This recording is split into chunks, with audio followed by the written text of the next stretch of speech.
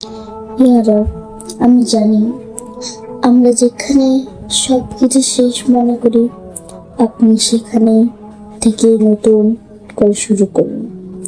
আমরা যখন ভাবি আর কিছুই হবে না, সব শেষ, তখন আপনি নীরবে বললেন, ধৈর্য ধরো, আমি আছি। আমরা চোখের পানিতে রাত পার করি, মনে করে এই কষ্টের আর শেষ নেই। তা আপনি তো দেখেন প্রতিটি অশ্রু, প্রতিটি ব্যথা।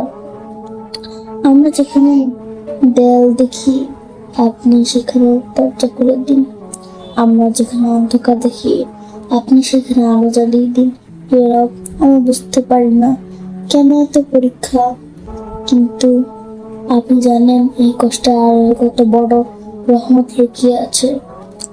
তাই আজ আমি আর হার মানব না, আজ আমি ভেঙে পড়বো না, কারণ আমার রব বলেছে, ধৈর্য ধরো, তারপর দেখো আমি কি করতে পারি।